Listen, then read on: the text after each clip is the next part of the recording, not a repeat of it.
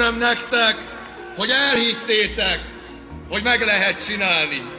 Köszönöm, hogy elhittétek, hogy megváltoztathatjuk a sorsunkat. Köszönöm, hogy elhittétek, hogy a saját történelmünket mi magunk, a magyar emberek írjuk. Olá a todos, sejam bem-vindos a mais episódio do Mundo a Seus Pés, o podcast da secção de Internacional do Expresso. No início deste episódio, ouvimos Péter Májár, futuro primeiro-ministro da Hungria, no seu discurso de vitória há cerca de uma semana. Na tradução livre do húngaro, ouvimos-lo agradecer aos seus compatriotas por ter sido possível mudar o destino do país e por acreditarem que mais ninguém pode escrever a história da Hungria, senão eles mesmos. Májár conseguiu acabar com 16 anos do governo ininterrupto de Viktor Orbán e o resultado foi de tal forma esmagador que já começaram as análises sobre o que é que uma tal derrota deste populista, Orbán, pode querer dizer para os outros países, abraços com ameaças eleitorais ou mesmo já com governos do mesmo género. A fórmula populista esgotou-se? Este tipo de regimes, este tipo de líderes pressupõe sempre um asfixiamento progressivo da sociedade civil ou há exemplos de governos populistas que não tentam ser tão dominantes? E mesmo quando são derrotados em eleições, como é o caso que nos traz aqui a este podcast, isso quer dizer que o Estado de Direito volta logo a imperar? Eu posso responder já a esta: não.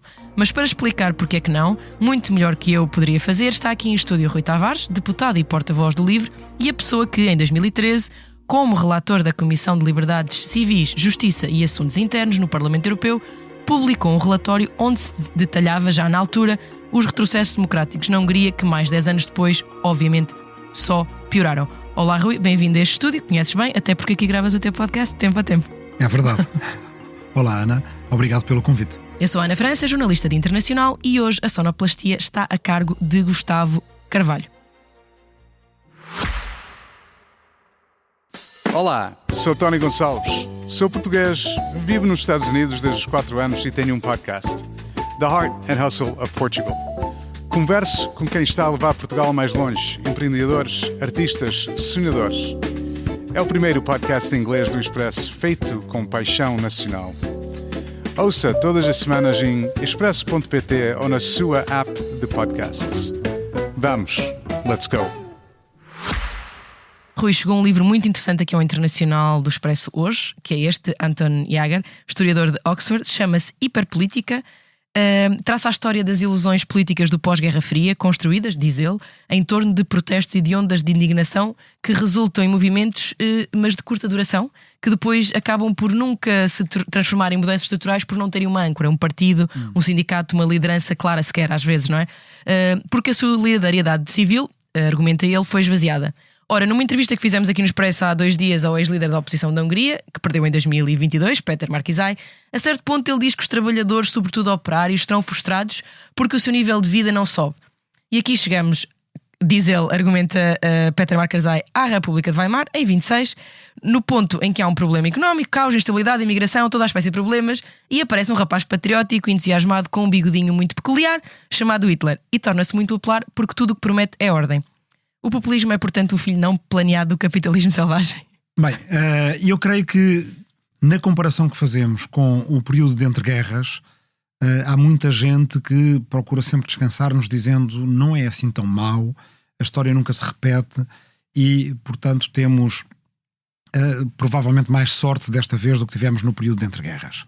As minhas investigações, que são mais históricas do que teóricas sobre esse período e que, portanto, não têm esse tipo de regras gerais que eu acho que, aliás, muitas vezes são subproduto do debate ideológico, achar que o fascismo é sempre a decorrência do capitalismo, por exemplo, é o tipo de teoria que leva muitas pessoas a baixar os braços, porque então se é assim, o que é que se pode fazer contra? Nada, não se pode fazer nada contra, porque gente que acha que basicamente desvendou as leis da história, sabe como é que funciona o capitalismo porque o Sr. Marx e o Sr. Engels escreveram acerca disso no século XIX para uma situação económica e industrial completamente diferente da que temos hoje e que, além disso, ainda lhe juntam em cima mais uma camada de interpretação neomarxista dos anos 20 e 30 do século passado, que dizem isto é a decorrência natural e inevitável do capitalismo. Provavelmente não gostam da conclusão que se extrairá disso, mas que na verdade muita gente acaba por extrair, então nesse caso vamos baixar os braços e esperar que passe, esperar por um novo ciclo. Eu aí concordo Mas mais. as desigualdades são mesmo um problema que leva as pessoas provavelmente a votarem em coisas mais simples, não é? Em soluções mais rápidas e mais simples que não se materializam depois. As desigualdades são um problema real que tem que ser tratado com políticas que de qualquer forma nós teríamos sempre que ter, quer o objetivo delas fosse o estratégico de acabar com as desigualdades, sem precisar de ter pelo caminho um objetivo tático, ou seja, combater o desemprego é bom porque é bom que mais gente esteja empregada. Combater as desigualdades é bom também porque é importante termos uma sociedade mais coesa, dar às pessoas mais capacidade de poder de compra, mais capacidade de fazer os seus projetos, tudo isso é bom por si mesmo. Às vezes há uma ilusão de algumas pessoas que dizem não vamos entrar na batalha de valores, na batalha ideológica, na guerra cultural, porque o que é preciso é, em vez de encarar o racismo de frente, o fascismo de frente, o discurso de ódio, as doutrinas exclusionárias que atacam minorias, etc. de frente, o que nós vamos fazer é melhorar as condições de vida das pessoas para elas serem menos racistas. Não. Nós devemos melhorar as condições de vida das pessoas porque as pessoas merecem que as suas condições de vida sejam melhoradas. Nós devemos combater o racismo porque é necessário combater e até erradicar o racismo. Uma leitura materialista muito básica de uma grelha de leitura enfim, marxista, que eu diria um bocado simplista, acha que trabalhando no económico nós temos efeitos culturais. E não é assim. O populismo vem de sociedades muito diferentes. Claro. Nós temos populistas que vêm da Suécia, uma sociedade que tem as taxas de desigualdade mais baixas, não é? O índice de Gini mais igualitário do mundo. E temos populistas que vêm do Brasil, que é exatamente o contrário. Temos populistas autoritários de extrema-direita que vêm de países com um Estado social que brutal, até visto de Portugal é um Estado social hiper robusto, como a França. Sim. E no entanto tem os fenómenos nacional-populistas desde como o a tempo Dinamarca, de Marine como os Le Pen, Países Baixos. e temos em países como as Filipinas ou o Nepal que não têm praticamente ou nada mesmo disso. na União Europeia, Bulgárias ou Roménias, que são obviamente países mais... Exatamente, portanto a minha ideia é que as ideias têm consequências e que as ideias são importantes por si mesmas e que quando esta direita começou a querer travar e até a ganhar uma guerra cultural, houve uma grande divisão no campo democrático. Alguns mais tecnocratas dizem, não, vamos tratar de todos os detalhes muito áridos das leis que ninguém percebe, porque nós somos os tipos dos factos, das estatísticas, e tenho aqui uma estatística do Instituto Nacional de Estatística que prova que as coisas estão melhores aqui e acolá. O centro-esquerda fez muito isso, a Comissão Europeia fez muito isso, é um bocadinho a estratégia a Banco Central Europeu. Os imigrantes contribuem com milhões e milhões, aquela coisa, não é? E vamos deixar a emoção e as fake news e tudo isso para aquele lado que não, com o qual não queremos para a contactar. extrema-direita. Sim, eu acho que devemos deixar as fake news para a extrema-direita. Mas não devemos nunca achar que eles ficam com a emoção e nós ficamos com, digamos, os dados empíricos e as estatísticas, porque a emoção faz parte da política. E de alguma forma Peter Mayer usou essa emoção para seu proveito? Ou foi mesmo uma rejeição de Orbán? Não teve nada a ver com a sua postura política, com o seu carisma, com o que prometeu? Porque ele falou muito de amor, de união, fez as pessoas dar as mãos, portanto também há um bocadinho dessa emoção. Ele nunca se afastou muito do populismo também. Sim, Peter Mayer é um discípulo de Orbán, é preciso não esquecer disso. Talvez apenas no atual estado a que a Hungria chegou, era um estado praticamente o mais aproximado que existe a um regime autoritário dentro da União Europeia, e depois discutiremos, porque eu acho que apesar de tudo dentro da União Europeia faz uma determinada diferença, não é? Apesar da União Europeia ter agido tarde, ter agido pouco, etc., não é possível... Sim, não é a ausência de freios completa, claro. Não é ainda possível pegar nas urnas e meter lá outros votos. Certo. Como acontece fora da União Europeia. Não é ainda possível perder por 2/3, ficar barricado dentro do Palácio de Governo e dizer daqui não sai, daqui ninguém me tira, como acontece a umas centenas de quilómetros dali na Bielorrússia, não é? Quer dizer, aí nós temos Lukashenko a fazer exatamente isso. Fora da União Europeia, essas coisas são possíveis. Dentro da União Europeia, ficamos perigosamente perto de tudo o resto ser possível. Aparelhamento dos tribunais e do judiciário, encerramento de universidades, encerramento de jornais, de rádios, seja porque eram postas fora do mercado porque apanhavam multas altíssimas que não conseguiam pagar e iam à falência. Tal como os advogados e as ONGs que estavam a tentar defender minorias e que tinham que isso defender a tribunal e pagavam imenso dinheiro para se conseguir continuar a defender e abandonavam os casos. Ou seja, porque foram comprados por amigos de Orbán. Sim, quer dizer, 80%. Há casos Da QESMA, da Fundação de colegas vossos que vêm fazer uma festa na redação com pizzas e tudo por aí afora, porque acreditam que na segunda-feira o jornal vai mudar de redação e vai para outro edifício, e depois na segunda-feira não há jornal e não há edifício novo. E portanto na sexta-feira, sem o saberem, despediram-se do jornal. Há este tipo de coisas assim, algumas das quais eu vi à mesma distância que estou de ti. Nós estávamos em setembro de 2012, se não erro. Isso já era a altura em que estavas a fazer a investigação para o relatório? Sim, portanto, para responder àquela pergunta que tem a ver com o Peter Mayer, isto vem tudo de trás. Vem de 2010, quando o Orbán regressa ao poder, e eu acho que em rigor deveríamos dizer que vem de quando Orbán perde o poder pela primeira vez. Sim. O que aliás... Em 96? Ele está no poder até 2002 e depois perde, portanto ele vem dos anos 90, agora não sei precisar. Então ele ganha 2 eleições, perde uma em 2002. Em 2002. Mas ele vem de 2. Ele tem mais ele 2. já tinha estado no poder, eu não sei precisar a data em que ele acede ao poder a primeira vez, mas sei que em 2002 é o ano em que ele é derrotado e faz um famoso discurso em que, ao invés de assumir a derrota, ele diz: a nação não pode estar na oposição. É a primeira vez que muita gente percebe que o Orbán que conheciam, e atenção que o Orbán que conheciam é um tipo que... Da Internacional Liberal, que era liberal, que tinha estudado com uma bolsa do Jorge Soros. Em Oxford. Exatamente. E devo dizer, até 2015 eu ouvi muitos ministros húngaros a falarem bem de Jorge Soros. Foi uma coisa mais tardia. Jorge Soros é um multimilionário húngaro radicado nos Estados Unidos que tem apoiado algumas causas que hoje Orbán considera progressistas, mas que na altura da queda do comunismo ajudou alguns estudantes húngaros a utilizar os fundos dele para irem estudar para universidades incríveis na Europa, e ele abriu universidades também na Hungria e tudo. Exatamente, a Universidade da Europa Central, que é aquela que foi expulsa. Foi agora para Viena, uma parte para Viena, uma parte para Berlim, acho eu. Sim, deixou de ter, acho que é capaz de ter ainda um escritório em Budapeste, mas já não tem aulas, já não funciona na Hungria.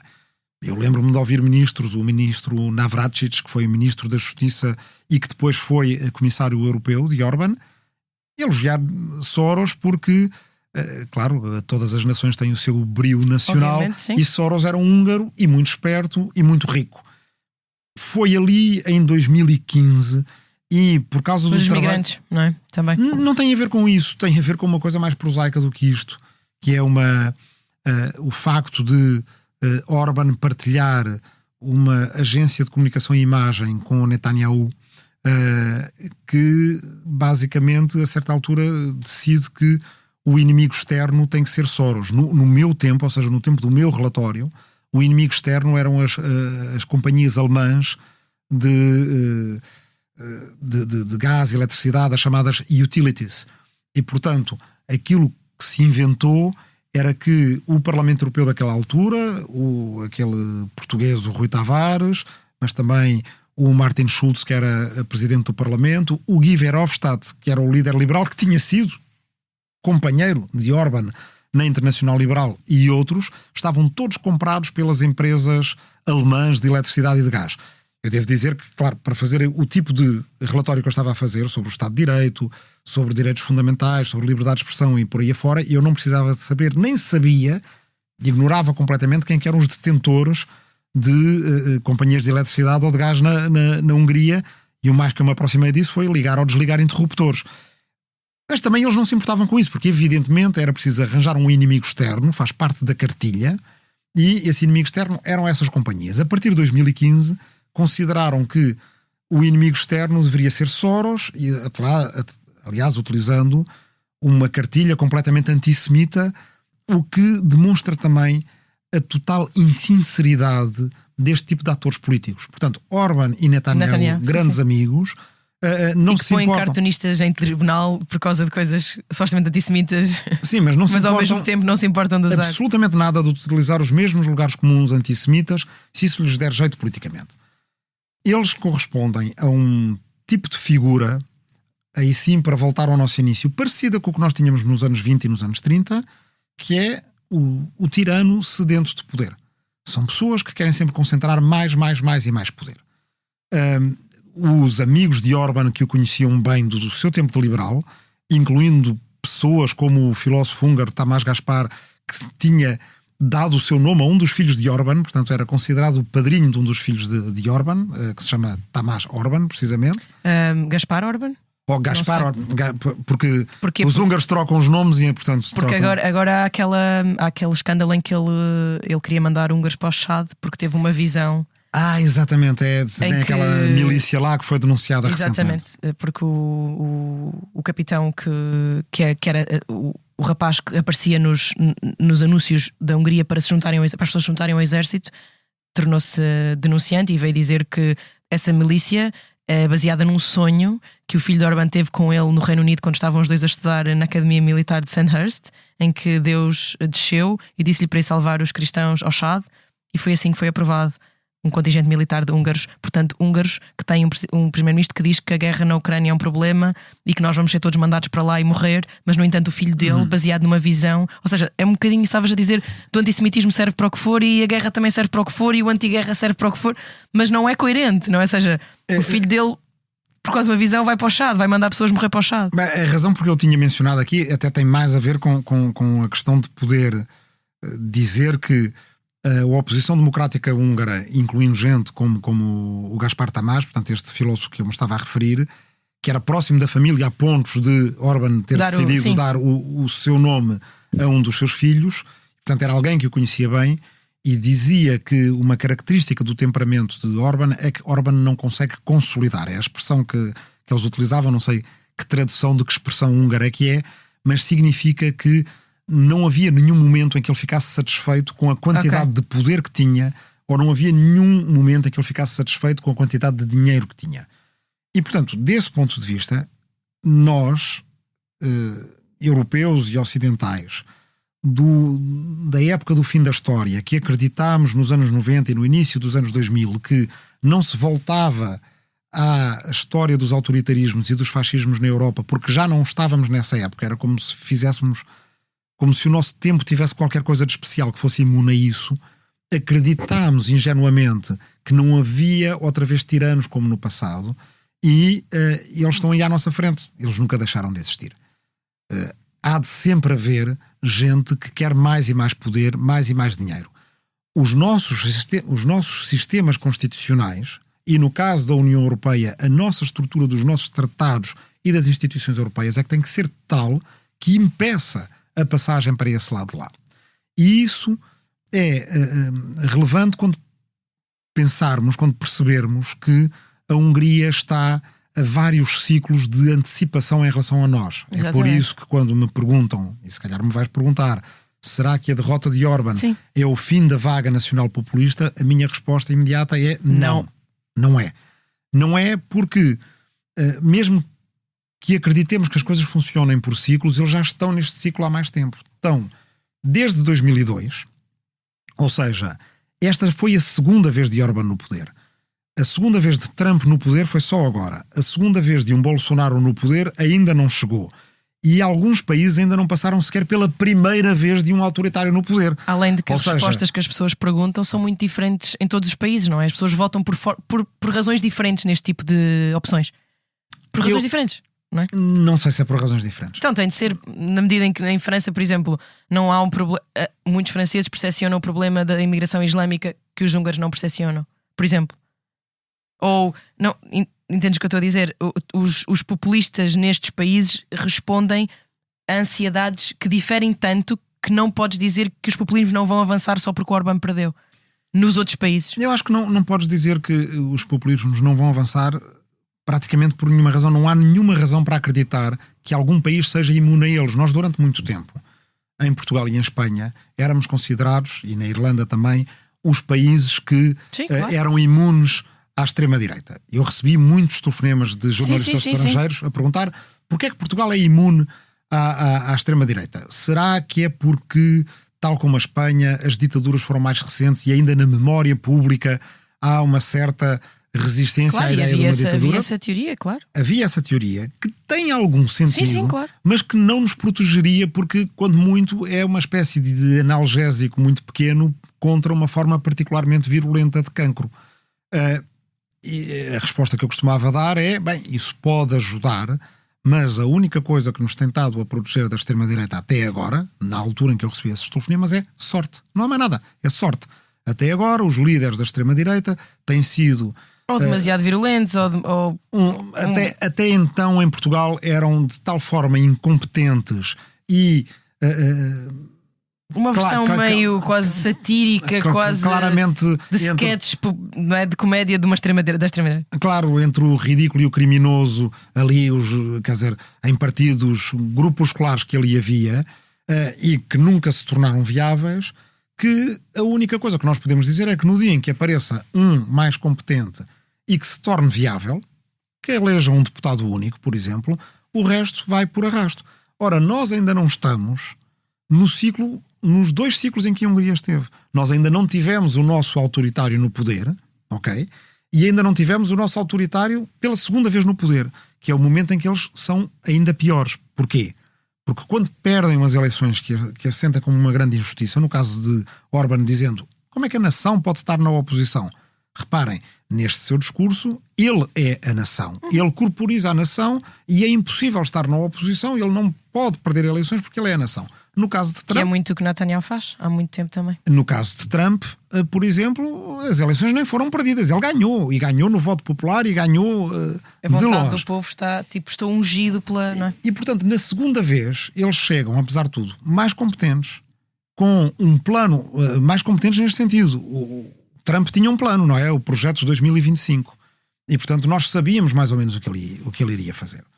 E, em boa parte, o plano que ele iria fazer era aplicar o plano de Orbán. O plano de Orbán é começar pela imprensa e pelos tribunais. Portanto, mudando as leis dos média, de uma maneira que pode ser descrita como é um bocadinho a tática Frankenstein. É uma expressão que utilizei uma vez com esse ministro Navracsics da Justiça e que depois foi retomada por uma académica americana que estudou muito estes casos, que é a Kimberly Shepard de Princeton, que chamou ao Estado de Orbán o Frankenstate, uma espécie de Frankenstein em forma de Estado.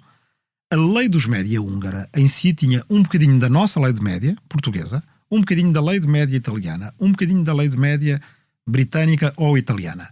O que acontece é que era o bocadinho pior de cada uma dessas leis, o bocadinho que mais permitia concentrar o poder. Qual era a parte portuguesa? Agora, quer dizer, em detalhe não me vou lembrar disto, mas lembro-me do o momento. O que é que ele foi buscar Eu lembro-me do momento em que... Eu acho que foi a dessas várias leis. Eu acho que foi a mesma comparação de nós só estamos a criar uma coisa que é como a ERC em Portugal. Ok. Não é? Nesse sentido, neste sentido. De uma entidade reguladora que depois... Eles não a tinham exatamente assim, criaram uma de novo que era para também poderem extinguir o que quer que fosse que existisse antes, porque assim isso permitia acabar com os mandatos a meio e nomear gente nova, e esse mesmo ministro respondia a mim e aos meus colegas deputados muito bem preparado tecnicamente, com excelentes juristas que poderiam estar do lado de uma concentração de poder, mas não deixavam de ser excelentes juristas por isso, e com a cartilha bem estudada para poder dizer ao deputado italiano: não, mas honorevole, aquilo que nós temos na lei húngara é apenas qualquer coisa que vocês também têm na Itália. E como é que pode dizer que na Itália está muito bem? Claro que já era a Itália de Berlusconi, e na Hungria não está bem. Não, o deputado Tavares está a dizer muito mal a nossa autoridade dos média, mas vocês lá têm uma coisa chamada ERC, que é também uma coisa parecida. E o que a resposta correta a dar é, claro, com uma perna deste ser, um braço daquele ser, um tronco daqui e um crânio daquela, pode-se fazer um monstro que é um Frankenstein. A mesma coisa em relação à lei eleitoral. Há pouco comecei a contar, depois interrompemos, de uma certa segunda-feira no belíssimo Parlamento húngaro, em que nós fomos ter reuniões com todos os grupos parlamentares do Parlamento húngaro. E levávamos dossiês, em geral muito bem preparados, por funcionários europeus, incluindo húngaros que traduziam tudo, juristas e por aí afora. Portanto, achávamos que estávamos completamente informados de tudo o que era preciso saber para ter aquelas reuniões. Primeira, segunda, terceira reunião, os deputados húngaros vão-nos dizendo, dos partidos de oposição, na altura havia vários, não é? Vão-nos dizendo da lei eleitoral. E eu procurava no dossiê e os meus colegas procuravam no dossiê e não tínhamos nada sobre a lei eleitoral. Tínhamos sobre 5 mudanças seguidas da Constituição, mais uma Constituição nova, mais várias mudanças mesmo dessa nova. A Comissão Nacional de Proteção de Dados, criaram uma ao lado com um nomeado de Orbán e a outra ficou sem objeto e sem mandato. Não foi extinta, mas não servia para nada. A Autoridade dos Média, de que já falei. A criação de um Supremo Tribunal para fazer sombra ao Tribunal Constitucional, que ainda não estava urbanizado, veio a estar no futuro, todas essas coisas. Mas lei eleitoral, não temos. Bem, e a certa altura acabamos a ter que perguntar, desculpem, porquê é que estão sempre a falar da lei eleitoral? Porque foi apresentada uma proposta de nova lei eleitoral, tipo na sexta-feira passada, através de um meio expedito, que assim nós tínhamos nos dossiês, e que é o único nos parlamentos que eu saiba, em que uma proposta de lei apresentada por um deputado individual é votada através de uma espécie de uma via rápida. Normalmente é ao contrário, não é? É preciso teres o apoio do teu grupo parlamentar ou de um número mínimo de deputados para poderes fazer avançar as coisas. Há parlamentos em que um deputado individual até mal consegue apresentar a sua lei se não tiver o grupo parlamentar. Ali, como eles já tinham 2/3 e sabiam que só precisariam de deixar passar as que tivessem sido apresentadas pelos seus ou que fossem inócuas, criaram este sistema. E foi através desse sistema que uma nova lei eleitoral foi apresentada. Lei eleitoral essa que redesenhava os círculos eleitorais. Círculos eleitorais esses que eram redesenhados com base num inquérito que tinha sido feito por causa da alteração da Constituição, que tinha sido enviado à Casa dos Húngaros e que era muito débil em termos de proteção de dados, que dava para ver os endereços simplesmente com um telemóvel normal apontando para o código de barras e que permitia fazer quase um mapeamento das atitudes políticas dos húngaros à escala da rua, à escala do bairro. Com tudo isto, redesenhas os círculos eleitorais de uma maneira que garantem que, mesmo tendo 40%, tens 2/3 dos deputados. E nas eleições a seguir, evidentemente, Orbán teve 2/3 dos deputados com apenas 43%, se não me engano. Que em Portugal mal dá para uma maioria absoluta, ali dá para 2/3. E, portanto, permanentemente, cada vez que uma lei é considerada inconstitucional por um tribunal constitucional que ainda não está completamente tomado, abracadabra, mete-se a lei na Constituição e passou a ser constitucional. Porque está na Constituição, portanto, evidentemente, já os juízes não podem dizer nada. E, portanto, esses 2/3 eram essenciais para Orbán. Estivemos 15 anos para que a oposição húngara conseguisse perceber, não era que fossem burros, nada disso, perceberam à primeira, mas depois para tirarem as conclusões de que a única maneira de poder eventualmente vir a ganhar eleições na Hungria era desistirem todos para concentrarem votos num só candidato. Porque com aquele sistema eleitoral... Já tinham tentado em 2022. Já tinham tentado. Mas a guerra estourou passado um mês. Pronto, quer dizer, e foi uma primeira tentativa disso e mesmo assim... anos, na verdade. E mesmo assim não foi em todos os círculos. Acho que a coligação democrática concorreu à mesma, portanto não Sim, desistiu. nem toda a gente... E mesmo assim aquele guarda-chuva era uma coisa bizarra, não é? Porque tanto tinhas a direita verde como o Jobbik, que tinha basicamente debatido a ciganos 2 anos antes e sim, obviamente não era. E ainda as pessoas não se sentiam muito ligadas àquilo, acho eu. Quem ganhou as primárias não foi o candidato, portanto houve uma desistência. Porque era o mayor de Budapeste. Exatamente. E foi o Peter Markazai. Portanto, em princípio deveria ter sido mas com a ideia de que é um conservador com 7 filhos que diz que já ia à igreja quando o Orbán ainda era da Juventude Comunista. Exato. Mas mesmo assim não conseguiu. E que era de uma cidade provincial e não de Budapeste. Sul, sim, portanto, sim. A ideia já na altura, apesar de tudo, era que tal como nas transições da ditadura para a democracia, em que acontece em Portugal os comunistas apoiarem Humberto Delgado, que tinha sido da situação até pouco tempo antes, mas porque concentrar votos e em alguém que também tem credibilidade junto do regime, claro, é a única maneira de dar a volta. Ou no Brasil, até os deputados do MDB votarem em Tancredo Neves, que vinha da Arena e, portanto, do partido que era mais próximo da ditadura, ainda até em votação indireta, na intenção de, ao menos, vamos eleger alguém para mudar o regime. Bem, o Humberto Delgado, que diz em 58, se eu for eleito, obviamente, demito Salazar, é um bocadinho como um Peter Mayer, que muitos húngaros estão a votar nele e dizem, eu não sei exatamente o que é que ele é, ele é destemperado, ele, Sim, ele tem- não sei o que é que ele vai É assim um fazer. bocadinho rude para as pessoas que trabalham com ele, há assim uns acessos de É vingativo. assim um bocadinho irascível. Exatamente. É o que dizem lá. E não a é? ideia, bem, o ser vingativo, se calhar, dá jeito se a ideia for ter alguém que saiba manter a sua linha contra o que vai ser agora a execução do plano original de Orbán. Porque está enganado quem acha que o plano original de Orbán era agarrar-se ao poder e ficar ali. Pelo menos, se ele teve essa tentação ou essa ilusão, só a terá tido muito já no fim do seu percurso. Porque o plano original de Orbán sempre foi, se viesse a estar na oposição outra vez, deixar o terreno completamente armadilhado para o seguinte. Senão não se explica porque é que os mandatos eram de 9 anos, que era o suficiente para cobrir o mandato seguinte de um próximo primeiro-ministro e ainda o E outro. o outro. Não é? Ou porque é que, por exemplo, há pouco tempo, isto é relativamente recente, é alterada a lei que de antes permitia destituir o presidente através do Parlamento, Sim, sim. o que dava jeito se algum presidente se pusesse com ideias de independência, e antes de perder, Orbán muda a lei para que o Parlamento não possa destituir o presidente, que é uma das coisas que agora limita Maiar, que está a tentar Que ele se demita.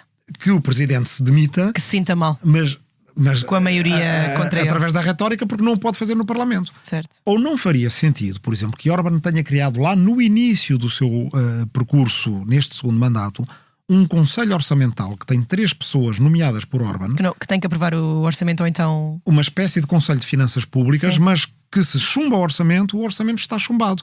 E se o orçamento está chumbado, o presidente- Parlamento sim. pode ser dissolvido e pode haver novas eleições. E o presidente, por sinal, também para Orbán. Portanto, Claro, É um- evidentemente. Tudo Claro. está engatilhado e reparem que para os húngaros, durante muito tempo, os húngaros foram precursores e os polacos foram seguidores, mas para esta transição a situação inverte-se. sim, eu tenho aqui uma pergunta sobre isso, que era sobre.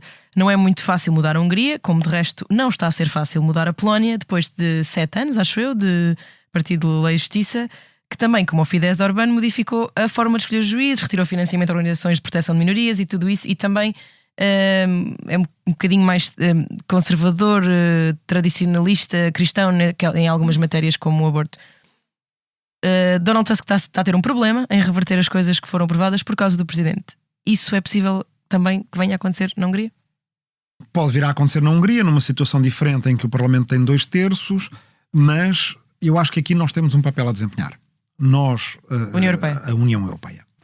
Em primeiro lugar, porque o tal meu relatório de 2013, ele foi já redigido com poucas ilusões acerca das instituições europeias, a Comissão e o Conselho em particular, irem fazer alguma coisa. Na altura, Orbán era do PPE, e, portanto era do Partido Popular Europeu, que é o maior partido europeu. E Onde que, agora o e que Thyssen está? portanto, O partido de Mayer. Durão Barroso, que era na altura o presidente da Comissão, era do mesmo partido. Devo dizer que tenho muitas razões de queixa de Durão Barroso, mas não neste dossiê, onde não obstaculizou em nada o Parlamento Europeu. Depois veio Jean-Claude Juncker, também do PPE. Bem, e Que agora lhe chamou o ditador, não foi? que lhe chamou ditador e ainda estava no mesmo partido. E só Aí muito vem o depois ditador. é que ele foi sendo empurrado do PPE. Há deputados do PPE que tiveram um papel importante nisso. Devo mencionar 2, pelo menos. Frank Engel, um deputado luxemburguês que foi depois líder de um partido no Luxemburgo e que era o meu relator sombra e que ainda agora, a seguir estas eleições, escreve, ainda lembrando esse nosso trabalho, e que votou connosco, mesmo sendo do PPE, e nós tivemos deputados de direita a votarem, mesmo dos conservadores britânicos, na altura ainda estavam na UE a votar, ou o português Carlos Coelho, por exemplo, que ao contrário de outros deputados do seu partido, percebeu mais rapidamente o que era Orbán. Paulo Rangel demorou bastante mais tempo, mas também a verdade é que veio a convencer-se de que Orbán era um perigo. Mas na altura em que aprovámos o relatório, estávamos só a aprovar o relatório, já era um grande feito. E então, das várias estratégias disponíveis, uma que se calhar veio do meu vício de historiador e das leituras que eu estava a ter na altura, foi a de fazer um relatório que fosse, acima de tudo, um documento. Portanto, o que aquele relatório é uma espécie de mapa da questão. Nós mapeámos tudo o que Orbán fez nos primeiros anos do seu poder. Como prova histórica. Como prova histórica. E, portanto, aquilo pode ainda ser usado como roteiro, porque no caso desta Assembleia húngara se converter em Assembleia Constituinte, que é quase certo que se constituirá, e no caso de Péter Mayer vir a ter as tentações de ser tão autocrático como Orbán, a Europa pode apontar para um documento histórico e dizer: vocês o que tiveram foi uma situação em que tudo isto, o legado de Orbán é este. Se a tua ideia é desfazer o legado de Orbán, podes voltar para trás a partir deste documento. Podes voltar para trás a partir deste documento. E depois há outro papel muito importante aqui, que é o papel da própria cidadania húngara. O sistema político húngaro implodiu, não é? Portanto, não é e nunca mais se vai parecer àquilo que era há 10 ou há 15 anos. Partidos históricos vão desaparecer. Como desistiram, é preciso nós termos noção que para eles desistirem todos, tiveram um sentido de responsabilidade que é difícil aquilatar visto de fora. Porque os partidos são instituições que têm, evidentemente, as suas obrigações, que têm sedes, que têm funcionários, que têm existência legal e que, portanto, têm, como qualquer instituição... Pessoas com ambições, pessoas com empregos, pessoas que acreditam no partido, querem continuar com aquele partido. Ou quanto mais não seja, instinto de sobrevivência e de autopreservação. Muitos destes partidos que desistiram para apoiar um tipo que ainda há 2 anos era do Fidesz de Orbán, naquela intenção de vamos salvar a democracia no nosso país porque não aguentamos Orbán mais uma vez, são partidos que o fazem sabendo que a seguir irão à bancarrota e serão extintos, em algum caso. Há partidos que tentaram uma via do meio, se calhar não precisamos de desistir, vamos a jogo à mesma, e como nos últimos dias a população húngara de oposição estava de tal forma mobilizada para que não havia nada mais que importasse a não ser mudar o primeiro-ministro, acabam a ter que pagar despesas de campanha que os vão atirar para a falência também. Portanto, tudo isto vai ter que ser reconstruído. Não pensemos por algum tempo, eles que se preocupem com isso, os partidos húngaros não são neste momento, à exceção do TISA e do Fidesz, quem está na pilotagem da sociedade húngara. Mas a sociedade civil húngara, essa sim, é muito importante. É muito importante porque acompanhou tudo isto.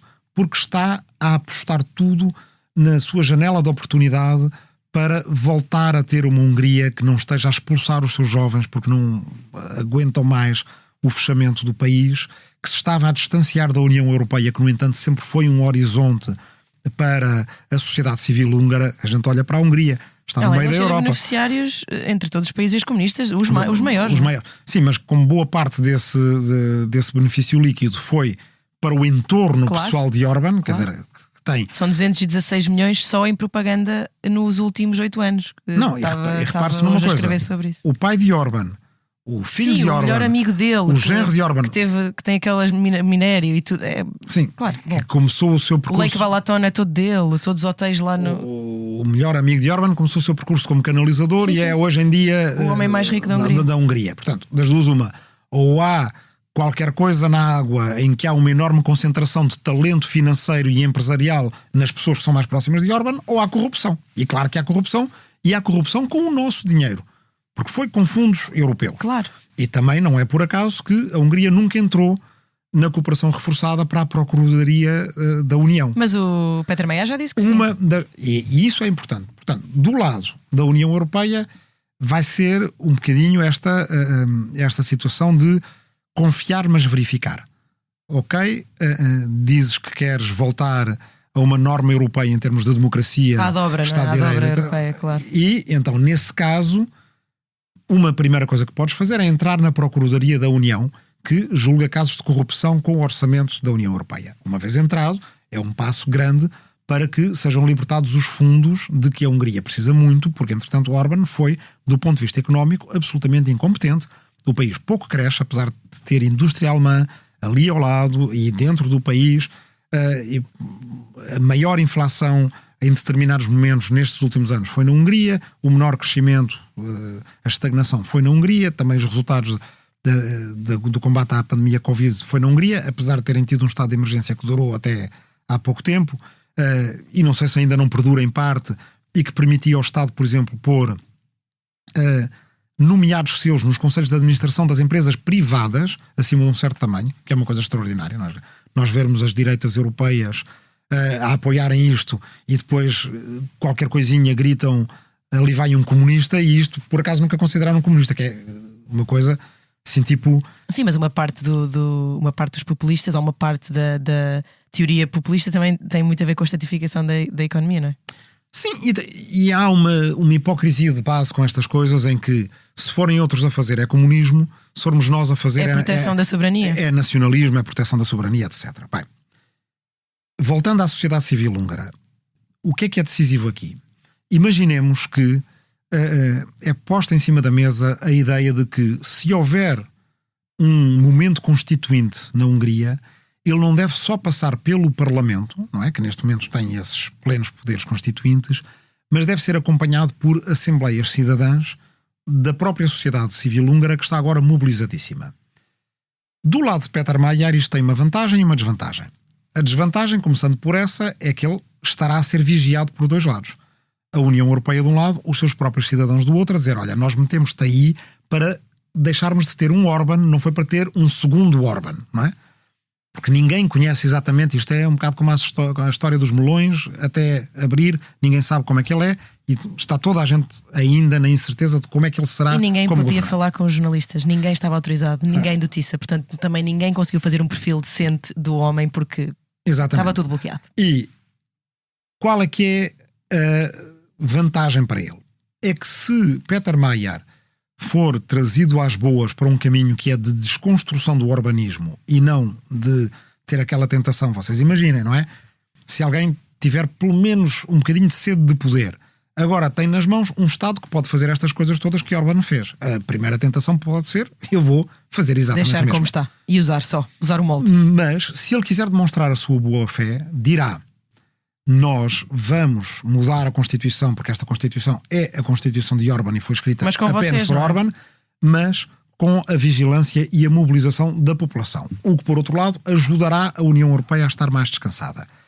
E se o fizer assim, tem também a vantagem de não só demonstrar boa-fé, mas de, num momento de enfrentamento com o aparelho de Estado que está completamente tomado por Orbán, em vez de ter uma briga, como teve Donald Tusk na Polónia, que era um partido contra outro partido, não é? O primeiro-ministro contra o presidente, daqui a uns tempos o governo contra o Tribunal Constitucional, a maioria do Parlamento contra as autarquias, que são ainda Certo. maioritariamente E todos Fidesz. os organismos das mídias e do orçamento, ele pode dizer, eu tenho aqui a população Aí será comigo, não diferente. é? É o novo governo, a nova Assembleia, que é uma Assembleia reconstituinte, o povo contra os obstáculos do remanescente do antigo regime.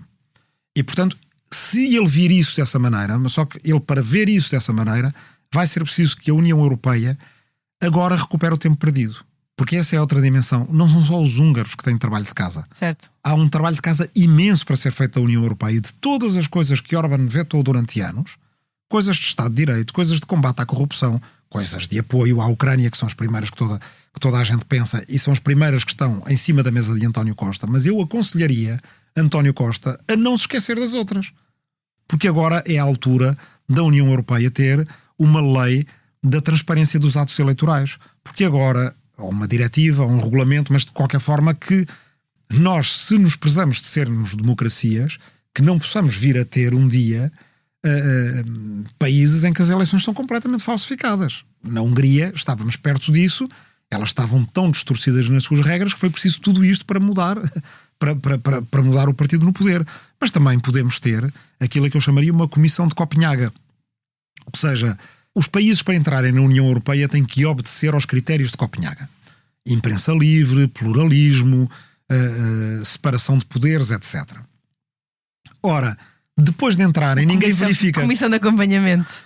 E nós podemos ter, nos nossos próprios tribunais constitucionais, juízes constitucionais nomeados para essa comissão, que é para não se dizer, é Bruxelas a impor. Não, é Lisboa, é Budapeste, é Varsóvia, é Sófia, é Paris, é um dia Londres, se eles quiserem voltar, não é? É também, por exemplo, ter lá os prémios Sakharov, que o próprio Parlamento Europeu vota, que são pessoas de prestígio internacional, umas são de direita, outras são de esquerda, e essa comissão de sábios terá como única tarefa acompanhamento, assessorada pela Agência Europeia dos Direitos Fundamentais, e carregar no botão de alarme quando houver um problema. que é para aí a minha visão disto é que em 2030 não tenha que haver um Rui Tavares a fazer um relatório que é para depois eles responderem e dizer sim, mas este gajo é de esquerda, nada do que ele diz me interessa. Ou este gajo é daquele partido, claro que não ia gostar do partido que está no poder aqui ou ali. Se nós tivermos essa Comissão de Copenhaga e lá estiver o juiz do próprio partido da pessoa que está a ser se calhar examinada ou do Tribunal Constitucional Alemão, sim, ou do Tribunal Supremo da Dinamarca, mais o Prémio Sakharov, mais alguém que foi Ministro da Justiça e que na altura nós tínhamos como figura que imaginávamos para ser presidente de uma Comissão de Copenhaga, Robert Badinter, que foi o Ministro da Justiça francês, que foi agora para o Panteão Nacional em França. Quer dizer, alguém de quem ninguém desconfiava claro, da sua idoneidade. Claro. Se tivermos isso, eu creio que essa comissão será levada a sério se um dia disser, atenção, na Hungria, ou numa Ucrânia que venha a entrar na União Europeia, ou em Portugal, o que está a acontecer é contrário à separação de poderes, contrário aos direitos fundamentais, contrário ao Estado de Direito. Portanto, nós temos que nos conseguir organizar de uma maneira a que aquilo que nos aconteceu nos anos 20 e nos anos 30 do século passado nunca mais nos volta a acontecer. Porque se vier a acontecer, e voltando à primeira pergunta, eu acho que a nossa sociedade civil é mais frágil do que há 100 anos. Essa é as solidariedades, não é? E os individualismos. Eu olho para as sociedades europeias do entre-guerras e vejo que os sindicatos eram fortíssimos. Claro. Eu vejo que a imprensa tinha uma pluralidade enorme. E em Portugal... Associativismo no geral. O associativismo no geral. Igrejas até, não interessa, clubes de desporto, da terra, de imigrantes, de trabalhadores, que não sejam sindicatos, que sejam só reuniões de trabalhadores, clubes desportivos, que ainda há aqui em Lisboa alguns. O teatro operário... Sim. As universidades populares, as bibliotecas populares, é um tempo em que tens 3 grandes jornais e são o século, o Diário de Notícias e a batalha dos sindicalistas, dos anarcossindicalistas, as escolas modernas que havia, tudo isso, e estamos a falar de Portugal, que era um país que mesmo na altura muito menos altas taxas Viena nem Paris, claro. Exatamente, tinha altas taxas de analfabetismo e uma sociedade civil muito mais frágil e era menos urbanizado, mas as pessoas não estavam fechadas em casa. Curioso, há um autor checo, Karel Čapek, um grande escritor checo, que diz que as pessoas começaram a ficar fechadas em casa quando apareceu a rádio. Porque de antes, para ouvir um discurso político, elas tinham que ir à rua a ouvir. Elas tinham que ir ao bar, à cervejaria. Alguém tinha que lhes contar, se eles não estivessem lá, não é? Se eles não tivessem estado lá. Podiam ir ouvir o candidato democrático ou podiam ouvir o candidato fascista. Mas elas tinham que sair e estar com outras pessoas. Com a rádio, puderam fechar-se em casa e ouvir. E desde aí foi só E nós, hoje em dia, estamos em casa e nem estamos a falar com a pessoa do lado, estamos na cama às tantas da manhã. Ou mesmo a ver televisão com a pessoa, mas ninguém está a ver televisão. Estão os dois com o telemóvel ao lado e, portanto, a atomização é muito maior. O que é que eu quero dizer com isso? É alertar contra aquelas ideias que nós temos às vezes, que é, no século XX eles foram um bocado totós e que por causa disso os fascistas tomaram conta daquilo. Mas nós somos muito mais inteligentes e connosco não vai acontecer outra vez. A história não se repete. Nunca pensemos que eles eram mais estúpidos do que nós, porque não eram. As pessoas mais inteligentes de uma Europa cultíssima teve a mesma o nazismo e os outros regimes, e isso não é impossível de acontecer hoje em dia. Eu acho que a sociedade civil em si está mais frágil, os nossos Estados são um bocadinho mais fortes, temos tribunais constitucionais que não havia, temos constituições mais bem preparadas, mas também temos gente a querer alterar essas mesmas constituições. Portanto, estejamos alerta. 50 minutos de podcast. Peço desde já desculpa não só ao Rui como também ao Gustavo que está aqui e ao ouvinte, que espero que ao ouvir este podcast tenha passado tão rápido como para mim passou, que estou sempre muito entusiasmada com estes temas. Chegamos ao fim de mais um episódio do Mundo a Seus Pés. Fique connosco para a semana, volto para a semana para novos convidados e novos temas, e entretanto pode seguir-nos na sua plataforma preferida de podcasts e assim será sempre avisado quando houver um novo episódio. Obrigado ao Gustavo e obrigada ao Rui também, e a si que nos ouve todas as semanas. Obrigado, Ana, e obrigado, Gustavo. Até breve.